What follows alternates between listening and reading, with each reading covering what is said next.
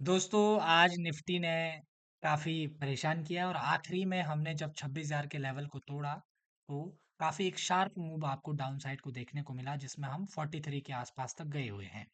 कई लोगों को लग रहा होगा कि शार्प मूव क्यों आया है, क्योंकि जो लोग ऊपर की तरफ को पॉसिबिलिटी को देख रहे थे उनके काफ़ी लोगों के एसएल निकल गए हैं। इस वजह से वो शार्प मूव नीचे की साइड को देखने को मिला। कई लोगों को मैं देख रहा था कि वो इसको भी ट्रेड बता रहे थे, ये वाला ट्रेड। दोस्तों जब ये ट्रेड बनते हैं तो यहाँ पर प्रीमियम नहीं बढ़ते हैं। प्रीमियम नहीं बढ़ना ही इसकी बड़ी कमजोरी थी, इसीलिए ये ट्रेड सक्सेसफुल नहीं हो पाया और लास्ट आवर में काफ़ी वॉलेटाइल होकर मार्केट नीचे गया है। ध्यान रखिएगा। बैंक निफ्टी जो हमारा है, बैंक निफ्टी को आपको समझना पड़ेगा, क्योंकि बैंक निफ्टी ने इंपॉर्टेंट रोल निभाया है निफ्टी को नीचे जाने में।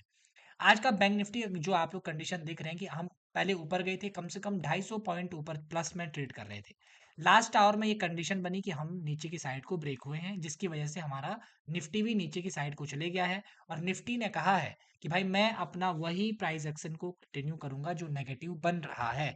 ठीक है, तो अब मैं आपको डेली चार्ट पर थोड़ा सा इसको दिखाता हूं ताकि आपको ये व्यू समझ में आए कि क्या चित्र बन रहा है, क्या कंडीशन हमारी तैयार हो रही है। अब इस बात को थोड़ा-सा देख लेते हैं। ये है हमारा निफ्टी का डेली चार्ट। डेली चार्ट को आप ध्यान से देख रहे हैं, हमको जो क्लोजिंग मिली है वो मिली है 25,959 की। 25,960 या 59 59 की हमको क्लोजिंग मिली है, उसके आसपास की मिली है। अब हमको ज़रा चार्ट को बारीकी से देखना है। जब हम लोग ऊपर जा रहे थे तो हमारे पास क्या-क्या ऑप्शंस उपलब्ध थे। अब हमारे पास पहला सपोर्ट ज़ोन जो आप लोगों को नज़र आ रहा होगा, ये वाला सपोर्ट ज़ोन हम लोगों के लिए एक इम्पोर्टेंट सपोर्ट ज़ोन है। ठीक है, ये वाला। कि अब क्योंकि ये वाला पॉइंट और ये वाला पॉइंट एज ए बॉक्स हम लोगों के लिए काम करेंगे और जो डब्बे वाली साइकोलॉजी है उसके अकॉर्डिंग यहाँ पर चीजें चल सकती हैं। अब इसके बाद जब हम नीचे आएंगे तो हमारे लिए जो दूसरा सपोर्ट जोन का तरह काम करने वाला है, उसके लिए आपको थोड़ा सा जूम इन करके चीजों को दिखाना पड़ेगा ताकि आपको ये चीजें समझ में आए। ये वाला पॉइंट अगर आप लोग कंसीडर कर पा रहे हैं, ये वाला, तो यही पॉइंट आगे हम लोगों के लिए अब सपोर्ट का काम करेगा जो मैंने आपको पहले बताया। उसके बाद हम इस जोन की तरफ बढ़ सकते हैं जो हम लोगों के लिए एक सपोर्ट होगा और यहाँ पर एक राउंड लेवल भी होगा हमारे पास 25,500 का। ठीक है, अभी मुझे लगता है कि पहले ये वाला जोन और उसके बाद ये वाला जोन, ये बड़ा इंपॉर्टेंट क्रूशियल हम लोगों के लिए मोमेंटम बन सकते हैं और हम हो सकता है यहाँ से हम बाउंस बैक भी कर सकते हैं। ये पॉइंट हो गया। अब हम चलते हैं 15 मिनट के चार्ट पर। 15 मिनट के चार्ट पर जब हम जाएंगे तो हमको पता चलेगा कि कल की कंडीशंस क्या-क्या हो सकती हैं। इन चीज़ों को हम कंसीडर कर सकते हैं या नहीं कर सकते हैं। देखिए, सबसे पहले मैं इसको हटा देता हूँ। इसको हटाने के बाद हमको जो चित्र दिख रहा है उसको थोड़ा पढ़ने की कोशिश करिए। प्राइस एक्शन के पॉइंट ऑफ व्यू से इस चीज़ को थोड़ा समझने की कोशिश करिए ताकि आप कल की ओपनिंग और क्लोजिंग का आइडिया लगा सकें। देखिए, ये हमारे पास एक हाई पॉइंट है जो हमने परसों लगाया था। उसके बाद अगले दिन हमने यहाँ पर ओपनिंग की, उसके बाद ऊपर गए, फिर नीचे गए। लो को हमने ब्रेक किया, उसके बाद हम ऊपर गए। ये हमने हाई को ब्रेक किया था, लेकिन ये खैर कोई ज़्यादा इंपॉर्टेंट बात थी नहीं, क्योंकि उसके बाद क्या हुआ, बाजार ने ये इस तरीके का चार्ट बनाया, ये लो ब्रेक किया और आज हमारी ओपनिंग बड़ी इंपॉर्टेंट है, ध्यान रखिएगा। आज हमारी ओपनिंग हुई थी इस हाई और इस लो के बीच में।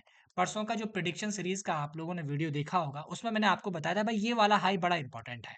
ये हाई ब्रेक होगा तो जो ये नेगेटिव प्राइस एक्शन कंटिन्यू हो रहा है, ये चेंज हो सकता है। लेकिन मार्केट को ये एक्सेप्टेबल नहीं था। मार्केट ने क्या किया, इस बीच में घूमा।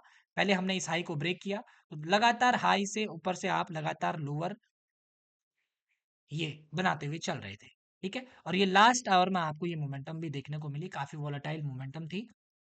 ऊपर-नीचे यहाँ पर काफ़ी चीज़ें हुई होंगी, इसीलिए यहाँ पर ये शार्प मूव आपको देखने को मिला भी होगा। ठीक है? तो ये मूव अगर आपने लिया भी नहीं, कोई दिक्कत नहीं है। लास्ट के 15 मिनट 3 बजे बाद ये मूव आया हुआ है। ऐसे मूव छोड़ देना चाहिए कई बार। इसमें क्योंकि एक्सटेंडेड मार्केट प्राइस एक मैनिपुलेटिव स्ट्रैटेजी भी होती है, उसका भी कई बार इसमें हाथ होता है, तो आप लोग को उससे बचना है। कल हमारे पास क्या है, एक्सपायरी का दिन है दोस्तों। कल हमारे पास क्या है, एक्सपायरी का दिन है, निफ्टी की एक्सपायरी कल होगी। तो कल हमारे पास क्या एक्शन हो सकता है, इस बात को समझिए।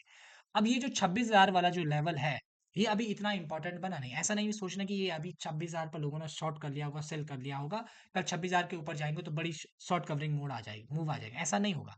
इस बात को आपने थोड़ा समझना है। अगर कल हम गैप अप हो गए, गैप अप अगर हम खुल जाते हैं और 26,000 के ऊपर टिक जाते हैं, तो ये आप समझ के चलिए कि 26,000 के ऊपर टिकने का मतलब है कि फिर हमें इसी के ऊपर टिक कर एक पॉजिटिव प्राइस एक्शन बनाना पड़ेगा, फिर लास्ट आवर की बात होगी। कल गैप डाउन खुल गए तो फिर शांत रहना है, फ्लैट खुल गए फिर भी शांत रहना है। कल आपका शांत रहने का दिन है, क्योंकि बाजार को अभी ना एक पॉइंट चाहिए जहां से बाजार थोड़ा घूम सके, सपोर्ट ले सके। बाजार को चाहिए कि हम थोड़ा सा इंतजार करें। ये जोन बाजार के लिए, ये वाला पहले तो यही सपोर्ट जोन है, आप लोग देख रहे होंगे, ये सपोर्ट जोन है। ठीक है, अगर यहाँ पर कंसोलिडेशन होकर नीचे की तरफ जाता है तो हो सकता है बाजार इस जोन तक आ जाए।